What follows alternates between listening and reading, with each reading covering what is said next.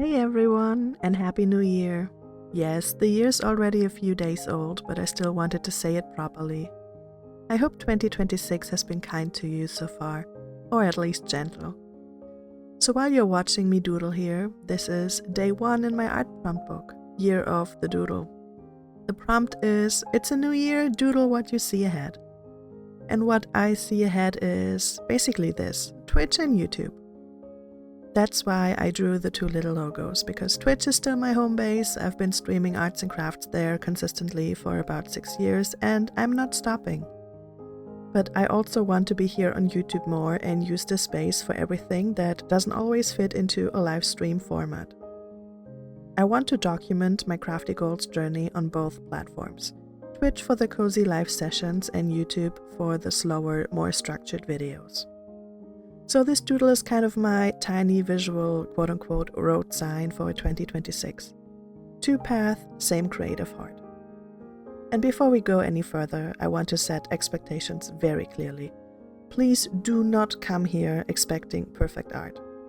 I'm not an artist by profession, I'm just a pretty average girl with a full-time job that has nothing to do with arts and crafts. This channel isn't going to be a watch me turn every page into a masterpiece. I'm not the person who takes something like Wreck This Journal and creates a museum-worthy artwork out of every single page. If you are into that kind of content, then there are plenty of amazing other channels on this platform that you can turn to and watch their videos. What you will get here is average skills, real-life creativity, and a lot of learning as I go. Sometimes it will be cute, sometimes it will be messy, sometimes it will be, well, that happened. And honestly, that's kind of the point. Because I think a lot of people don't start creative hobbies because they feel like they're not good enough. But creativity isn't a talent contest, it's more like stretching a muscle. You don't stretch to impress someone, you stretch because it helps you move through life a little better and easier. And that leads me to what this video is really about. I'm not usually a New Year's resolutions person. I've never been good at those dramatic promises like, this year I will completely reinvent my entire life. New year, new me. That kind of pressure just doesn't work for me. But this year I did something for myself. It's not resolutions, more like crafty goals. A small creative bucket list for 2026. And I will be honest, like many people on the internet, I'm also a victim of craft hoarding. I love supplies, I love tools, and I love the idea of potential. You know the feeling you buy something because you picture the future version of yourself using it, calm and focused, thriving with perfect lighting and no clutter and having a great time. But I'm also really aware of how much overconsumption is being normalized on social media. It is everywhere. Hauls, mega stashes, chasing the new trends, or videos about the must-have items for this and that craft. That's not what I want to encourage. So just to be super clear, there will never be a full stash tour on this channel. Not because I'm ashamed, but because I don't want to turn owning things into entertainment or an accidental invitation to buy more. I'm also not the kind of person who shops like crazy and then sells everything a few weeks later just to make room for the next trendy thing. No judgment, it's just not my cycle. What I want instead is to hold myself accountable for the supplies I already have. Because I didn't buy them to become clutter. I bought them because they were supposed to bring me joy. And that is one of the reasons this YouTube channel exists. Does that mean I will stop buying new arts and craft supplies? Definitely not. But it does mean that I want to use more of the things that I already own. But I noticed something about myself. When I started diamond painting more than 7 years ago, it became my default setting, like my creative comfort zone. And comfort zones are like a warm blanket, cozy and safe. But if you never move, you can also get stuck under it. So YouTube is my gentle, self-imposed, quote-unquote pressure tool. No harsh pressure, more like a soft nudge. A place where I can actually try the crafts I keep telling myself to do. Well, someday. So, Crafty Goals 2026. I will not give you the complete list because it would feel like making promises I maybe can't keep. You know how it is with the to-do lists. But I want to tell you some of the things that I have on my list. First is Latch Hook.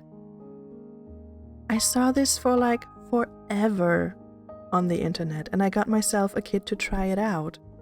So it's sitting here waiting and staring at me like, hello, remember me? Try me out. It looks incredibly satisfying, like pixel art but fluffy. So yeah, this year it's finally getting a turn. Second is crochet. I'm putting this on the list very intentionally. And yes, it's going to come up more than once. I want to learn to crochet properly. A few weeks ago I was at TK Maxx shopping for a Christmas present for a friend. Little did I know that they have a craft aisle.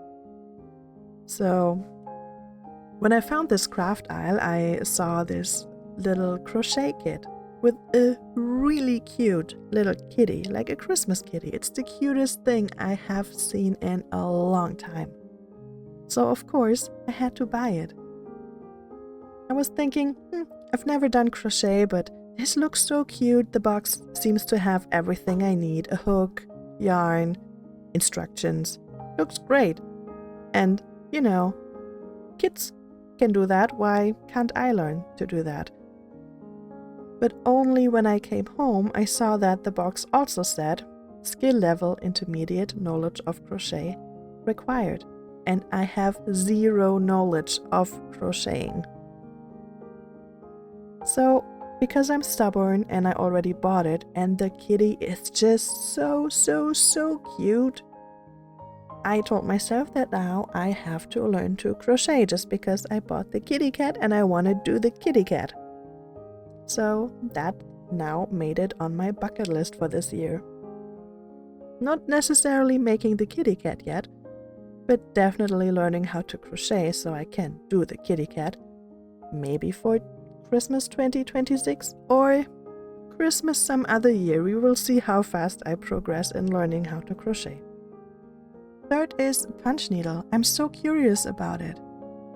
It has that repetitive rhythm I love in diamond painting, but with yarn and texture. It feels like it could be the perfect cozy craft for days when my brain needs something soothing and my hand wants to punch something.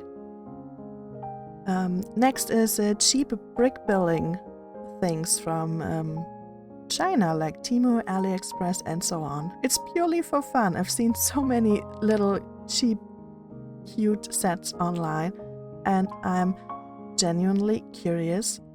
Like, is it surprisingly good? Is it chaotic? Or is it both? We will find out together. And then coloring books. Not as in, I will buy 10 new ones, but as in, I want to actually sit down and use the ones I already have. Like quiet evenings, a cup of tea, no pressure to be good at it. Just color and enjoy it. And also watercolor. I want to approach this. And then scratch art. The last time I did scratch art, I was a child, like 1-digit age. I remember how magical it felt, like revealing hidden color under the surface. It was like black, but also sparkling.